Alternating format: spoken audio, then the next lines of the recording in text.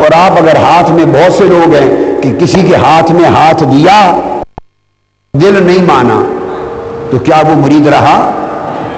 ہاتھ دیا اور دل نہیں مانا، بعد میں دل پھر گیا تو وہ ہاتھ دینے کا فائدہ کیا؟ دل پھر گیا تو پتا چلا ہونا یا نہ ہونا ہاتھ سے نہیں دل کے ارادے سے ہے۔ دل سے ارادہ کر لیا جس سمت مرید ہو گیا، اور پھر تمسک ہے۔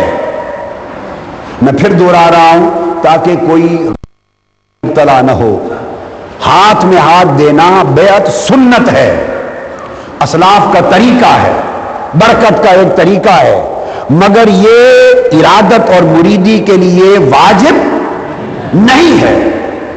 ایسی بات ہرگز نہیں کہ اگر ہاتھ میں ہاتھ نہیں دیا تو بندہ مرید ہی نہیں ہوا اور بیعت ہی نہیں ہوئی۔ بیعت کیا ہے؟ وہ بھی ہاتھ میں ہاتھ دینا بیعت کے لیے واجب نہیں، بیعت کہتے ہیں عہد کو۔ عہد کر لیا، زبان لیا، دل سے ارادہ کر لیا، مرید بھی ہو گئے، بیعت بھی ہو گئے۔ اور اگر ہاتھ میں ہاتھ دے لی، بیعت بھی کر لی اور ہاتھ بھی دے لیا اور دل سے نہ مانا تو نہ بیعت رہی نہ ارادہ رہا۔ اس لیے مرید کا لفظ ارادہ سے ہے اور ارادہ دل کا عمل ہے، ہاتھ کا عمل نہیں، ارادہ دل کا عمل ہے۔ پہلے زمانوں میں ایسے ہوئے کہ جو ہاتھ سے ہاتھ دے کے اس طریقے کو نہیں بھی کرتے تھے مگر کہتے تھے فلاں میرا شیخ ہے،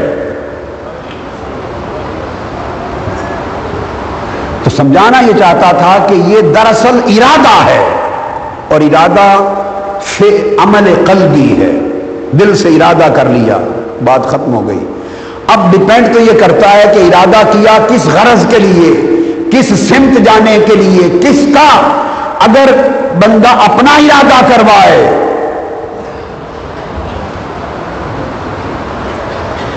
تو پھر نہ اپنے پلے کچھ رہا نہ اس کے پلے کچھ رہا۔ ارادہ تو یہ ہے کہ بندہ مولا کا ارادہ کروائے، مدینے کا ارادہ کروائے اور عرش کا ارادہ کروائے، یا ارادہ گنبد خضرا کا ہو یا ارادہ صاحب عرش علا کا ہو۔ ارادے دو ہیں، اور اہل اللہ اور اولیاء دنیا کے ارادوں کو اسی سمت لگانے کے لیے تشریف لائے۔ تو فرمایا جو ارادہ کر لے اللہ کے حضور بندگی کا، تواضع کا، انکساری کا، ابدیت کا، فَلْيُوَجِّهْ نَفْسَهُ إِلَىٰ عَظَمَةِ اللَّهِ، تو پھر وہ اپنے نفس کو، اپنی جان کو اللہ کی عظمت کی طرف متوجہ کر لے، یہ مرید ہو گیا۔ اللہ کی عظمت کی طرف متوجہ کر لے، اور پھر اس کا نتیجہ کیا ہوگا؟ جب اللہ کی عظمت کی طرف متوجہ ہو جائے گا تو اس کا نرم ہو جائے گا۔ اور یہ بات بڑی توجہ طلب ہے، دین کی خدمت کرنے والے لوگ، ان کے لیے اکثر شکایت ہوتی ہے کہ دل کے سخت ہوتے ہیں۔ مجھے رونا آتا ہے، ارے وہ کیسا دین کا خادم ہے جس کا دل سخت ہے؟ وہ کیسا دین کا خادم ہے جس کے چہرے سے دوسرے کو لطف اور اطمینان نصیب نہ ہو، جس کے چہرے پہ تبسم نہ ہو، جس کی زبان میں مٹھاس نہ ہو، جس کے دل میں نرمی نہ ہو، جس کے کردار میں لطف اور شفقت نہ ہو، اور دوسروں کے ساتھ جس کے معاملے میں محبت نہ ہو، وہ کیسا دین کا خادم ہے؟ تو فرمایا جو اللہ کا ارادہ کر لے اس کی نگاہ اللہ کی عظمت کی طرف رہتی ہے، اور جو اللہ کی عظمت کو نگاہ میں رکھتا ہے دین کا نوکر ہو کر، پھر اس کا دل پگھل جاتا ہے، نرم ہو جاتا ہے۔ تو پگھلے ہوئے دل والے بنو، نرم نرم دل بنو، ٹوٹے ہوئے دل بنو، ٹوٹے دلوں کے حامل بنو۔ علامہ اقبال بھی کہتے ہیں کہ تو بچا بچا کے نہ رکھ اسے، تو بچا بچا کے نہ رکھ اسے، تیرا آئینہ ہے وہ آئینہ،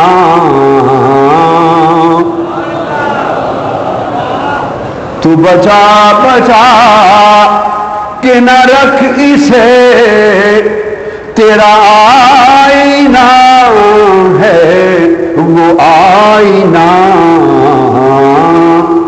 شکستہ ہو تو عزیز تر ہے نگاہ آئینہ ساز میں،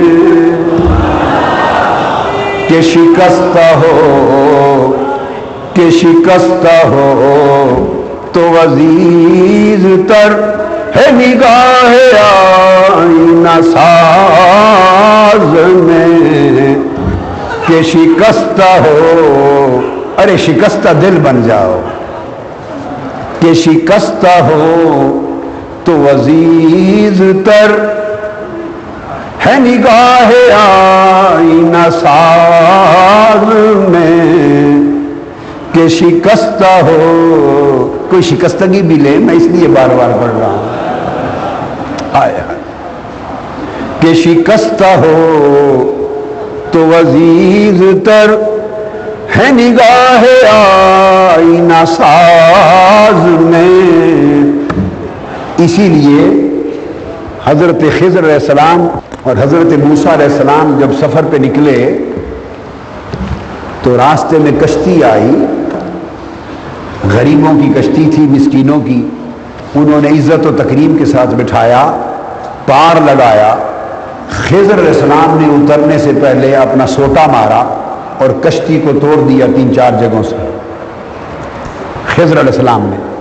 تو موسیٰ علیہ السلام نے پوچھا، ان غریبوں کی کشتی تو ان کا ذریعہ روزگار تھا، معاش تھا، آپ نے سوٹا مار کے توڑ دیا، لاٹھی مار کے، ان کا روزگار ہی گیا، کیوں ایسا کیا؟ یہ واقعہ تو آپ نے پڑھا ہے نا جی؟ اس کا ایک معنی، ترجمہ، تفسیر وہی ہے جو آپ پڑھتے ہیں کتب میں نے بھی لکھا۔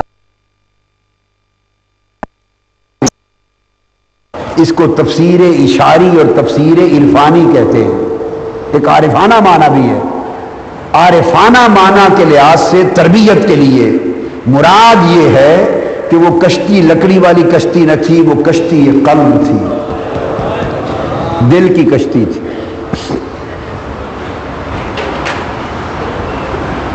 تو آپ نے جو توڑ دیا تو شکستہ دل کر دیا، کشتی کو توڑ دیا، نفس اور دل کو شکستہ کر دیا، اور فرمایا کہ اس لیے توڑا ہے کہ ایک بڑا جابر بادشاہ آ رہا ہے، جن کشتیوں کو نیا دیکھتا ہے، خوبصورت دیکھتا ہے، بنا ہوا سنورا ہوا اچھا دیکھتا ہے، ان کو قبضے میں لے لیتا ہے، اور جن کو ٹوٹا ہوا پرانا دیکھتا ہے، شکستہ، ان کو چھوڑ دیتا ہے۔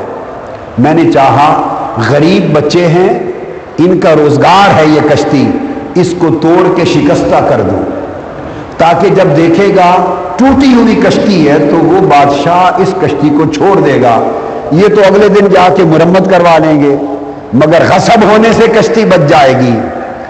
تو اشارتاً اور معرفتاً مراد یہ تھی کہ وہ غاصب بادشاہ شیطان ہے، اور کشتی نفس کی کشتی اور دل کی کشتی ہے۔ وہ شیطان جابر بادشاہ ہے، وہ دیکھتا ہے کس کے نفس بڑے سمرے ہوئے ہیں، پلے ہوئے ہیں، کھا کر، سو پہن کر، سج دھج کر، کس کے نفس اور دل خواہشات دنیاوی سے بڑے سجے ہوئے ہیں، دھجے ہوئے ہیں۔ جن کے نفس اور دل سجے دھجے نظر آئیں وہ شیطان بادشاہ ان پر قبضہ کر لیتا ہے، اور نفس و قلب آپ سے چھین کے لے جاتا ہے، پھر وہ نفس شیطان کے رہ جاتے ہیں، رحمان کے نہیں رہتے۔